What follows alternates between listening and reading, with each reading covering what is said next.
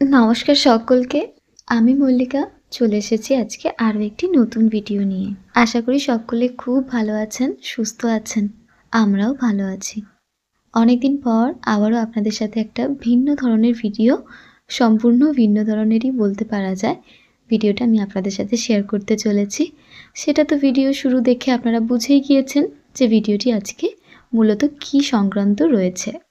প্রথমেই আপনাদের উদ্দেশ্যে আমি একটি কথা বলতে চাইছি। আসলে কি বলুন তো, আমার এই ভিডিওটি পোস্ট করার পিছনে কিন্তু কোনো আলাদা উদ্দেশ্য কিছুই নেই। আসলে আমার এই লক্ষ্মীর ভাঁড়টি বিয়ের পর প্রথমও আমাকে এনে দেয়। এই ভাঁড়টি আনার পর থেকে যতটা না আমি এর প্রতি সিরিয়াস ছিলাম, তার থেকে কয়েকশো গুণ বেশি সিরিয়াস ছিল ও, জানেন। কারণ প্রত্যেকটা দিন আমি লক্ষ্য করেছি, এমন একটা দিনও বাদ যায়নি যে ওর ভাঁড়ের মধ্যে টাকা ফেলেনি। প্রত্যেকটা দিন অফিস থেকে ফিরে রাত্রে এসে আগে ভাঁড়েতে টাকা ফেলে প্রণাম করত। ঠিক যেমন লক্ষ্মীর ভাঁড় বলে আমরা এটাকে কিন্তু প্রণাম করি। প্রথমে আপনারা হয়তো খেয়াল করেছেন যে ভাঁড়টিকে আমি প্রণাম করে তারপরেই কিন্তু ভাঙতে গিয়েছিলাম। আমি ওকে বলেছিলাম যে তুমি ভাঁড়টি ভাঙো না।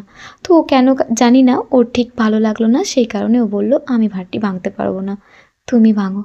তাই কি করার, কাউকে না কারোকে তো একজনকে ভাঙতেই হবে। সেই বলে আমি ভাঙলাম ভাঁড়টি। আপনারা হয়তো অনেকেই ভাবতে পারেন যে একটা আধটা দিন তো মিস গিয়েইছে হয়তো কোনো না কোনো দিন, কিন্তু সেটা সম্ভবই ছিল না। কারণটা আপনাদেরকে বলি। কারণ হচ্ছে, যে কটা দিন ধরুন ওর খেলা থাকে বা অন্যান্য কাজে যখন ও ব্যস্ত থাকতো, তখন তো বাড়িতে থাকতো না। তো সেই দিনগুলোর বদলে যখন ও বাড়িতে থাকতো, প্রত্যেকটা দিনের টাকা হিসাব করেও কিন্তু নেক্সট দিন ভাঁড়ে ভরতো। তো এই সমস্ত ছোটোখাটো ব্যাপারগুলো আমাকে ভীষণভাবে ভাবাতো যে সত্যি ও এতটা শ্রদ্ধা করে ভাঁড়টিকে। তাই বোধহয় নিজে হাতে ভাঁড়টি ভাঙতে পারলো না, আমি ভাঙলাম। আসলে ভাঁড়টি আমাদের প্রায় 7 থেকে 8 মাস আগেই ভরে গিয়েছিল। তো তারপরেও আমাকে আরও একটি নতুন ভাঁড় এনে দিয়েছে, সেটাও দায়িত্ব ও নিজেই নিয়েছে। সেসব কথা ভাবলে সত্যিই মনটা ভীষণ ভালো হয়ে যায় যে আমার উপর ছেড়ে দেয়নি, ও নিজে দায়িত্ব নিয়ে নিজেই ফেলছে। তো যেই হোক, যেই কথাটা আসলে আপনাদেরকে বলতে চাই যে এই ভাঁড়টি ভাঙার সিদ্ধান্ত আমরা প্রথমেই নিইনি। প্রথমেই বললাম, ও ভাঁড়টি আমাকে গিফট করেছিল, বলেছিল তুমি তোমার মতো কিছু করে নিও। তো প্রথমে আমাদের তো এটার প্রয়োজন হয়নি, তাই এটাকে আমরা যত্ন সহকারে তুলে রেখেছিলাম। তারপর কিছুদিন আগে আমরা সবার মুখে শুনলাম যে মাটির ভাঁড়ে টাকা রাখলে নাকি নষ্ট হয়ে যায়।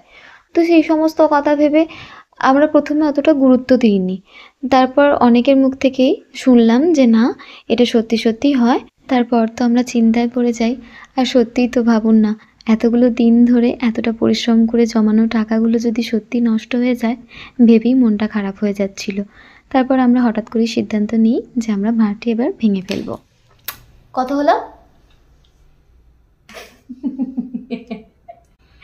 কত হলো আমি জানি না। না বলবে, বলো। 12,378 টাকা। ये वाला सब कुछ हमारा। এটা কতদিনের জন্য আমরা মোটামুটি জানি না, 2 মাস। 2 মাস না, তাহলে 12 বছর। 12 বছর। বিয়ে করেছো ক বছর? জানি না। এই নোটগুলো জাস্ট একটু এরকম হলো না। ভিডিওটি আমাদের স্মৃতি হয়ে থেকে যাবে, যেই ভেবেই ভিডিওটি পোস্ট করা। তো লাস্টের দিকে আপনারা খেয়াল করে দেখবেন যে এই টাকাগুলি নষ্ট হয়ে গিয়েছে। এই ভয়টাই আমরা পেয়েছিলাম।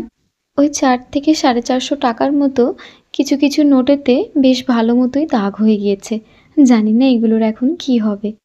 তো সম্পূর্ণ ভিডিওটি দেখলেন। ভিডিওটি কেমন হয়েছে অবশ্যই কিন্তু আমাকে কমেন্ট করে জানাবেন। ভালো লাগলে একটি লাইক করে দেবেন। সবাই ভালো থাকবেন, সুস্থ থাকবেন, সাবধানে থাকবেন। দেখা হচ্ছে পরের আবারও একটি নতুন ভিডিওতে। নমস্কার।